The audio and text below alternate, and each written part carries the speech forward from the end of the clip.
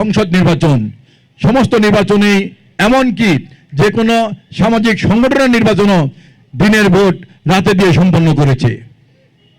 2018 সনে বিএনপি নির্বাচনে গিয়েছিল। সেই নির্বাচনে বিএনপির পক্ষ থেকে আমাকে দানের শীষ দিয়ে বেগম খালেদা জিয়া তারেক রহমান নির্বাচন করার জন্য দিয়েছিলেন, কিন্তু আমি নির্বাচনী কোনো কর্মকাণ্ড করতে ফ্যাসিস্ট সরকার আমাকে করতে দেয়নি। আপনারা জানেন নির্বাচনের তফসিল ঘোষণার সাথে সাথেই ফ্যাসিস্ট সরকারের এই ফ্যাসিস্ট স্বরাষ্ট্রমন্ত্রী কামাল এই বৃহত্তর তেজগাঁয় যে 4টি থানা আছে ঢাকা 12 আসনে, 4টি থানায় 91টি মামলা দিয়েছিল। একটা মামলার আসামি 120 থেকে 160। এই শিল্প এলাকার থানায় 31টা মামলা দিয়েছিল। এই 31টা মামলায় 120 থেকে 160, অর্থাৎ এই ছোট্ট একটি থানা, মাত্র 2টি ওয়ার্ড, 2টি ওয়ার্ডের পুরো না, 1.5টি ওয়ার্ড, নাগালপাড়ার অর্ধেক ওয়ার্ড, শিল্প এলাকার একটা ওয়ার্ডে 1.5টি ওয়ার্ড নিয়ে থানা। এই 1.5টি ওয়ার্ডে নির্বাচনের এক মুহূর্তে 31টা মামলা দিয়েছেন, যেটার আসামি হলো 120 থেকে 160, অর্থাৎ প্রায় 3500 আসামি। তাহলে কিভাবে নির্বাচন সম্ভব? এমনিভাবে এই বৃহত্তর তেজগাঁয় 91টি মামলা দিয়েছে 120 থেকে 160 জন আসামি, অর্থাৎ 10,000-এর উপরে আসামি। একটি নির্বাচনী এলাকায় যদি 10,000-এর উপরে আসামি হয় তাহলে কি সম্ভব? আমাদেরকে কোনো অফিস ভাড়া দেয়নি। আমরা যেখানেই বসেছি এই ফ্যাসিস্ট সরকারের স্বরাষ্ট্রমন্ত্রী, কুখ্যাত স্বরাষ্ট্রমন্ত্রী সন্ত্রাসী কামাল সেখানে ডিপি পাঠিয়েছে। আপনাদের এলাকার ভাইরা যারা বিএনপি করেন, যুবদল করেন, তারা কিন্তু কেউই বাসায় থাকতে পারেনি। এমনকি আমাদের বোনরা যারা বিএনপি করেন তারাও কিন্তু বাসায় থাকতে পারেনি।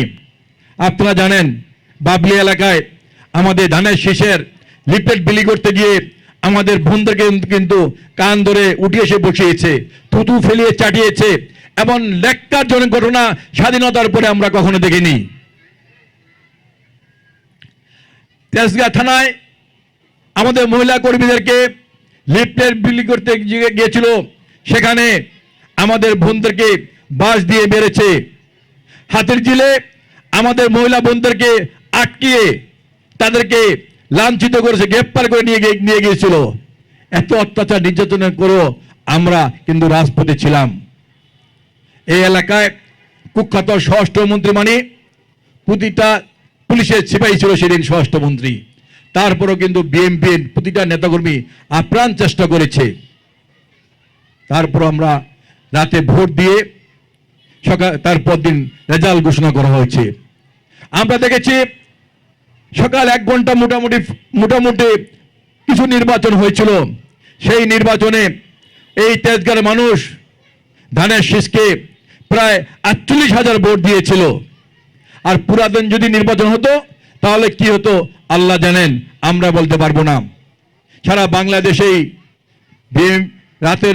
দিনের ভোট রাতে দিয়ে সম্পন্ন করেছে এই ফ্যাসিস্ট সরকারের আমলে। পৃথিবীর ইতিহাসে এটা কখনো হয়নি, বাংলাদেশের ইতিহাসে এটা কখনো হয়নি। কেউ জানতোই না যে দিনের ভোট যেন রাতে দেওয়া যায়। আমরা দেখেছি ভোটের দিন হয়তো জাল ভোট হয়, একজনের ভোট আরেকজন দেওয়া যায়, এটা আমরা ছোটকালে দেখেছি। কিন্তু দিনের ভোট যে আগের দিন রাত্রে দেওয়া যায়, এটা ফ্যাসিস্ট শেখ হাসিনার সরকারের কিন্তু এই পৃথিবীতে একটা সৃষ্টি করেছে, বাংলাদেশে এটা উদাহরণ সৃষ্টি করেছে। আজ আমরা সেখান থেকে মুক্ত হয়েছি। আগামী বছর ফেব্রুয়ারি মাসে আশা করি বাংলাদেশের মাটিতে একটি জাতীয় সংসদ নির্বাচন হবে। আমাদের নেতা তারেক রহমান বলেছেন আজকে গণতান্ত্রিক সরকার নাই বলে, জনগণের সরকার নাই বলে আজকে দেশের উন্নয়ন হচ্ছে না, দেশের বিশৃঙ্খলা হচ্ছে, কেউ কাকে মানছে না। যখন যার মন চায়, শিক্ষকদের মন চাইলে শিক্ষকরা রাস্তা আটকে মিছিল করে, ছাত্রদের মন চাইলে ছাত্ররা রাস্তা বন্ধ করে মিছিল করে, নার্সদের মন চাইলে নার্সরা রাস্তা বন্ধ করে মিছিল করে। আজকে এই শিল্প এলাকায় দেখুন রাস্তাঘাট কিভাবে ফুটপাথগুলো ছোট ছোট ঘরে আজকে ভরে গিয়েছে। আজকে তেজগাঁ শিল্প এলাকায় ট্রাক দুই পাশে থাকে, বাস দুই পাশে থাকে, মানুষ চলাচল করতে পারে না। আমি মনে করি এটা একটি জনগণের সরকার নাই বলে এটা সম্ভব হচ্ছে। এই কারণেই আমাদের পার্টির ভারপ্রাপ্ত চেয়ারম্যান তারেক রহমান বলেছেন অতি দ্রুত নির্বাচন দিয়ে একটি জনগণের সরকারের হাতে ক্ষমতা দিতে হবে।